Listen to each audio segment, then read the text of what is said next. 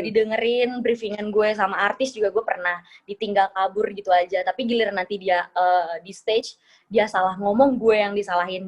Halo teman-teman semuanya, jangan lupa subscribe channelnya Tanias Production. Jangan lupa.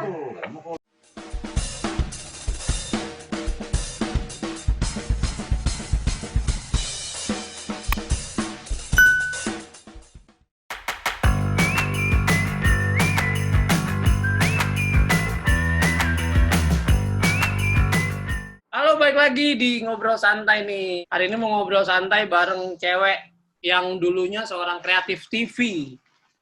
Sekarang beralih ke kreatif digital. Itu gue mau nanya sih kenapa jadi digital dia. Di TV nggak betah atau gimana, kita nggak tahu nih. Gitu. Sekarang ada Donna Isabella.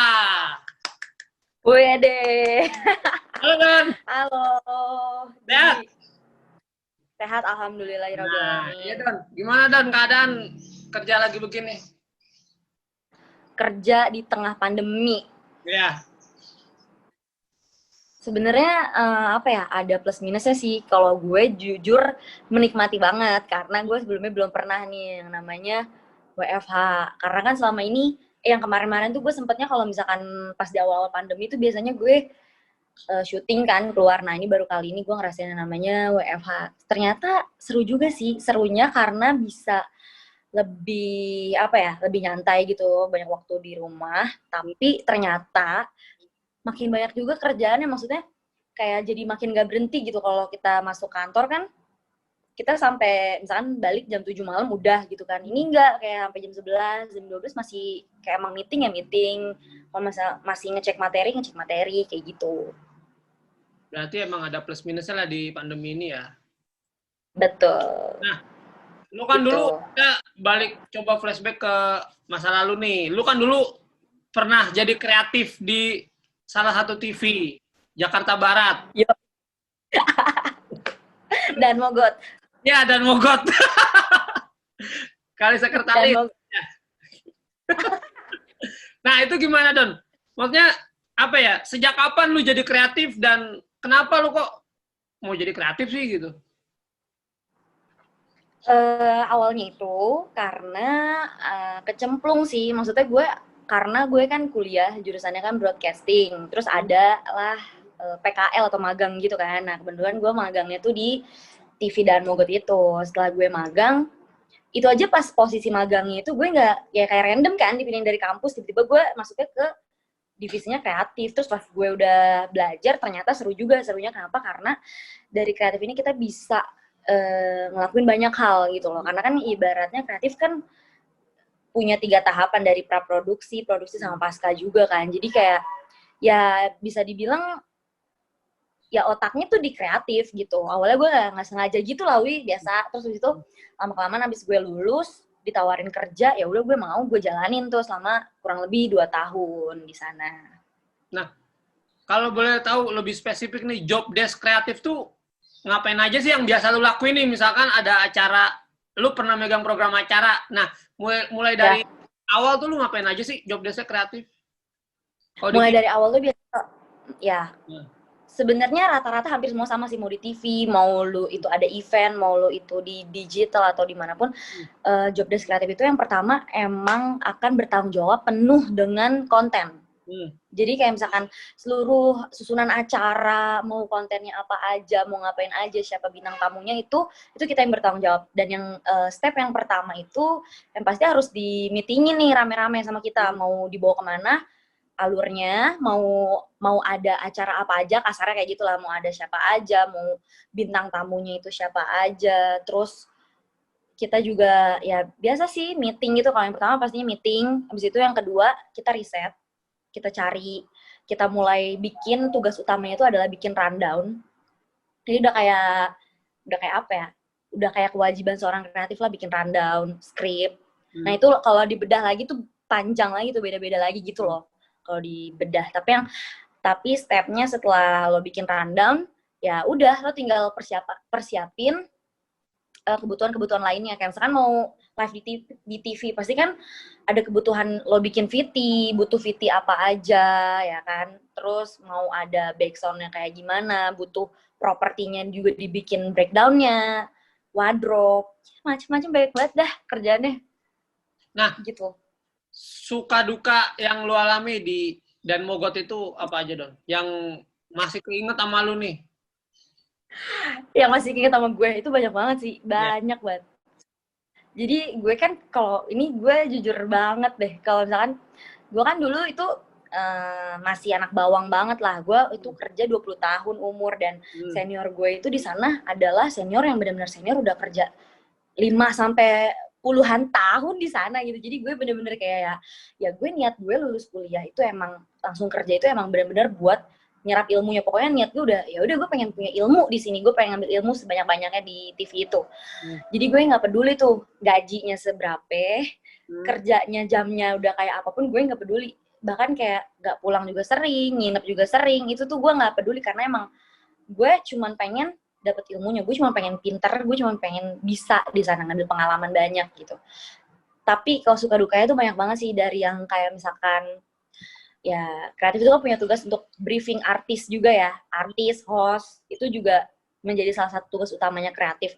Itu yang namanya nggak ditanggepin sama host juga gue pernah, nggak didengerin briefingan gue sama artis juga gue pernah, ditinggal kabur gitu aja. Tapi giliran nanti dia di stage, dia salah ngomong, gue yang disalahin, dibilangnya gue nggak briefing. Itu sering terjadi sih. Terus kayak misalkan ya duka-dukanya kayak misalkan sesama apa ya kayak misalkan kita udah request properti, wardrobe, tapi kadang nggak sesuai sama kenyataannya, tiba-tiba ternyata hasilnya jelek, terus kita yang kena omel karena dipikirnya, karena kan itu requestan dari kita kan.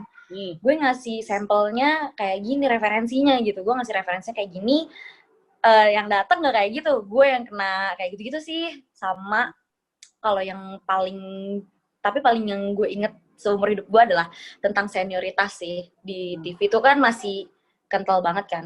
Sebenarnya nggak terlalu sih, cuman nggak yang terlalu kayak bener-bener lu pelonco, lu gila hormat gitu, enggak. Cuman kayak ibaratnya sebagai waktu itu gue adalah anak baru, gue harus bisa ngejar senior gue gitu. Gue harus bisa ya setidaknya jalan berdampingan lah, gue nggak di belakang mereka. Dan itu gue usaha sendiri.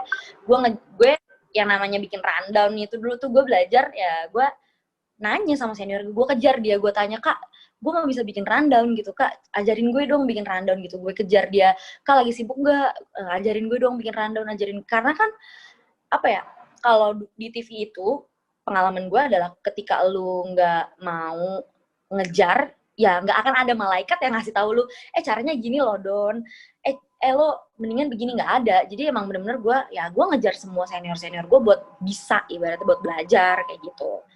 Ya sering kali emang asal lu tahu ya gue tuh sebenarnya sedih tahu karena iya, maksudnya kayak apa ya, kayak nggak semudah itu, nggak berjalan lancar lah. Dulu juga yang namanya dikatain bego juga iya, tolol juga iya, salah kerja gue juga sering gitu, yang dikata-katain, yang dibilang nggak bisa kerja, ya itu sering banget sih. Paling suka dukanya yang kayak gitu. Tapi kan gue balik lagi karena gue masih belajar waktu itu. Nah, ada momen nggak yang ini bener-bener bikin lu down nih? Jadi lu nggak bisa kerja lu. Nah itu ada momen itu gak? Lu pernah nggak kayak yang bener-bener kayak lu sakit hati banget gitu, kayak ada gak kayak gitu? Ada banyak. Gue pas itu kalau nggak salah lagi tugas keluar kota. Jadi itu kayak semacam acara musik dangdut keluar kota. Nah, ya udah, karena namanya kita syuting di luar kota kan itu crowded banget kan, dan banyak nonton gitu loh. Bener-bener kita kayak syuting di tengah lapangan, panas, banyak nonton, dan bos gue ngiranya kayak gue kemana-mana dicari dia, nggak ada. Padahal ya kan gue ngejagain yang lain. Gue kan kreatif tuh berlima, berenam gitu. Jadi kayak bagi-bagi pos lah, ibaratnya bagi-bagi tugas. Satu lo ngapain. Dan gue dibilangnya gue nggak ada gitu loh. Kayak misalkan dibilang, tadi lo kemana aja? Iya, kenapa lo ngilang? Lo harus standby di sini, gitu-gitulah. Kayak itu acara padahal cuma 2 jam sih, tapi gue setelah itu gue bener-bener kayak yang diem doang di hotel, terus kayak udah gue kayak sedih aja, anjir. Banyak itu salah satunya. Iya. Terus saat itu Don, goals lu ada kepikiran goals gak sih waktu itu, saat lo di Dan Mogot itu, goals lu untuk kerja di TV itu apa sih waktu itu? Dapetin rating and share yang bagus sih kalau dulu gue, karena kan ibaratnya kayak apa ya, kayak lu udah kerja keras gitu loh, lu kerja di TV kan lama banget tuh kerja lo dari jam berapa, dari kalau dulu gue standby kayak misalkan dari jam 10 atau jam 11, itu kan sampai jam 1 malam, jam 2 pagi. Dan ketika besokannya gue dapet berita atau dapet report kalau acaranya rate-nya bagus, share-nya bagus, itu kayak ya udah gue jadinya tersenyum aja, semua capek gue dulu ke ini aja. Goals-nya itu sih kalau buat program. Kalau buat gue ya gue pengennya bisa kasih acara yang banyak ditonton orang dan kayak orang suka aja gitu, kayak misalkan sesimpel gue habis syuting terus besok paginya misalkan gue di busway atau gue di jalan denger orang ngomongin acara gue, iya semalam gini-gini kocak banget, kayak udah ya udah gue udah seneng aja sih denger yang kayak gitu. Pernah gak sih Don ngerasain jadi kreatif tuh jenuh kayak aduh gue mau keluar dah, gue udah capek gitu, pernah gak sih? Kalau dibilang jenuh, ada sih, karena kan kita kan sebagai kreatif TV kan pastinya dari yang lu misalkan udah selesai satu program, next-nya kan lu ada program lagi, selesai, kasih bahkan belum selesai aja udah ada kan, jadi kayak ya jenuhnya di situ, kapan bisa istirahatnya, kapan bisa ada waktu santainya. Dan kalau dibilang emang kerja di TV nggak ada waktu, ya emang bener-bener nggak ada waktu buat kehidupan lain aja sih, dulu gue ngerasainnya gitu. Terus pernah gak sih lo kepikiran untuk gue kerja di luar TV kali ya, udah capek nih, gue pernah gak sih begitu? Pernah banget. Kayak gue pengen nyoba dari bidang lain aja. Sebenarnya bukan di luar TV sih. Kalau di TV-nya masih pengen banget, cuman nggak kreatif gitu. Pengennya gue kayak misalkan bagian yang lebih, ya bagian lain kayak misalkan FD sih. Gue dulu pengen banget FD. Kenapa nggak lu coba? Karena gue kurang tingginya. Gue udah coba, Wi. Nah, terus kenapa lu mau FD? Kenapa? Kenapa lu maunya FD, nggak yang lain? Karena nggak mikir. Karena nggak ngotak. Iya, maksud gue kayak FD tuh lu nggak perlu meeting sampai malam buat bikin konsep kan, ya kan? Dari H aja gitu. Lu datang syuting, tinggal jalanin bla bla bla bla sampai acara kelar, pulang. Besokannya lu nggak perlu ngedit lagi, nggak perlu diomelin lah, nggak ada evaluasi segala macam. Jadi kayak gue pengen banget FD sih dulu. Dan kayak FD di TV-TV apa dimanapun pasti kan cakep-cakep sama ganteng-ganteng kan. Gue pengen banget, cuman iya maksudnya kayak keren aja gitu gue ngeliatnya. Cuman kayak lari ke sana, lari ke sini, cuman kurang tinggi gitu, nggak bisa. Emang ada minimum tingginya? Iya ada. Gue udah pernah nanya di FD yang Mampang, TV Mampang, sama yang di TV dan Mogot. Gue tuh udah ketemu sama bosnya, gue udah bilang gue pengen banget jadi FD gitu. Gak bisa, lo tinggi, dia bilang gitu. Gue minum ini deh, susu buat tinggi gitu deh, gue gituin. Tetap aja, lu udah bukan masa pertumbuhan lagi gitu. Sebenarnya bisa, asalkan harus tinggi, dan mereka punya emang standar ketinggian gitu, karena kan kalau lu di tengah-tengah kerumunan penonton atau apa kan nggak kelihatan kalau lu nggak tinggi. Kan gue pendek. Minimum berapa emang tingginya? 100? Berapa? 170? Kayaknya iya deh. Mungkin ya.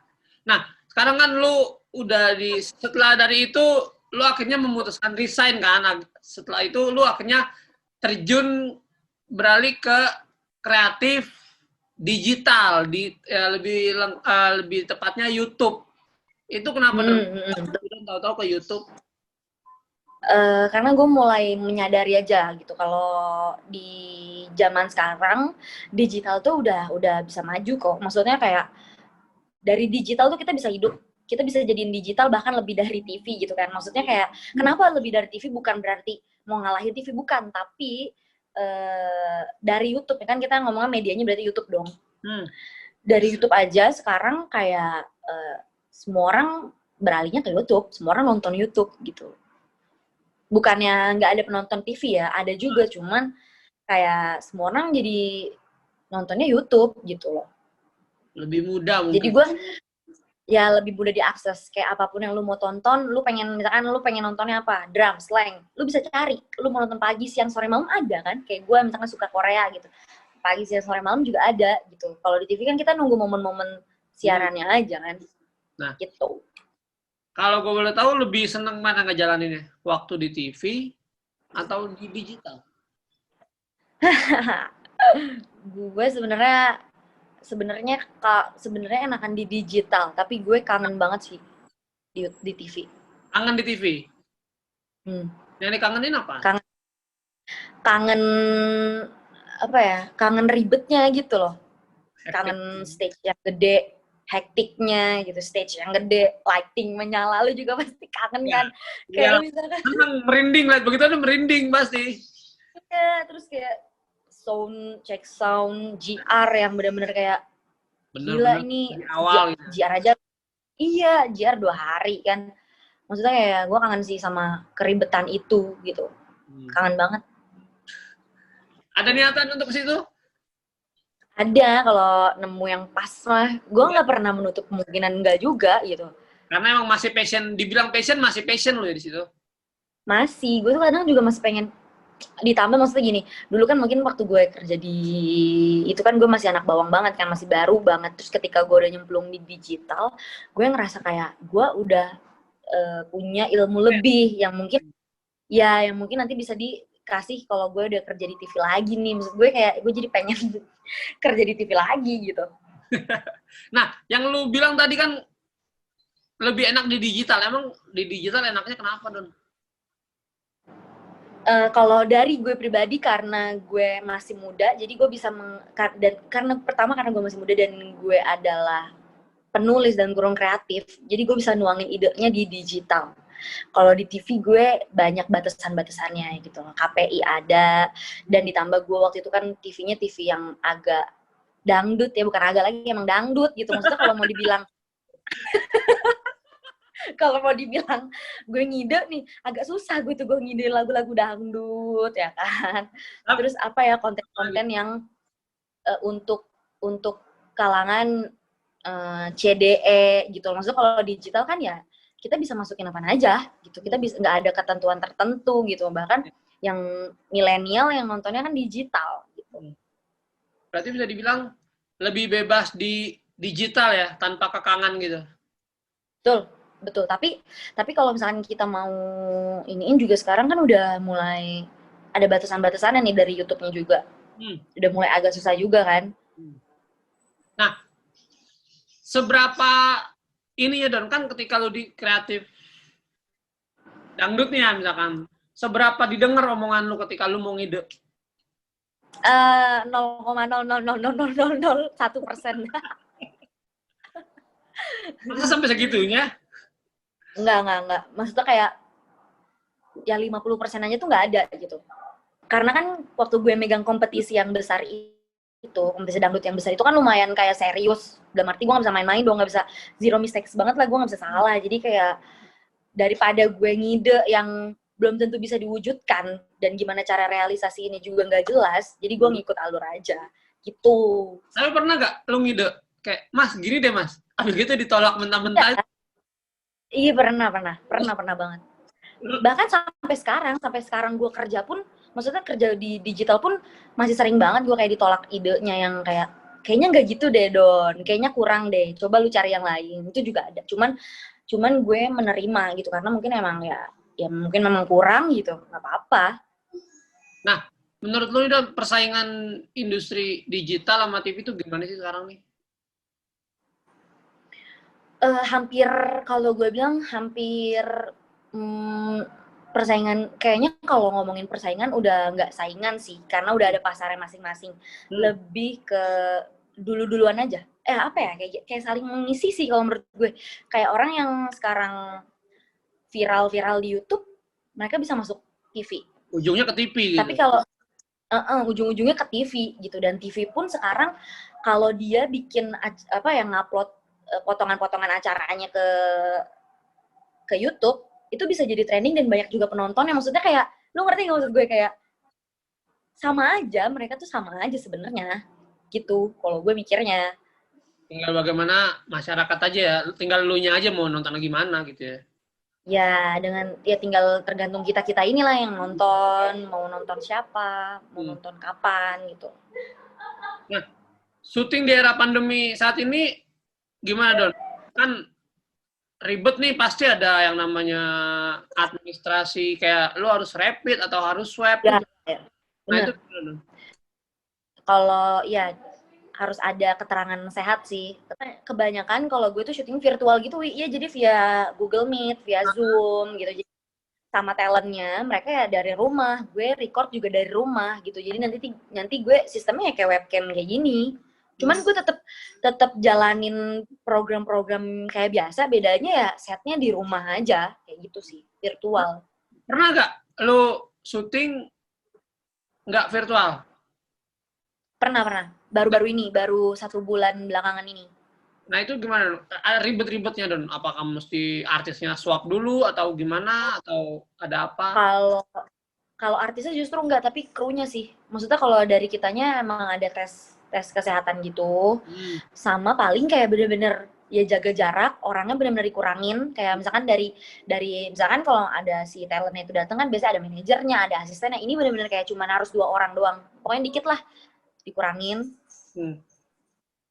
Nah, Don, kurangin gitu. goals lu Don, terakhir nih Don, goals lu kan lu udah di digital nih, sekarang lu nextnya lu mau ngapain sih? Lu pengen apa di digital, begitu lu pengen ke TV lagi, lu mau jadi apa tuh, goals lu untuk ke depan gimana?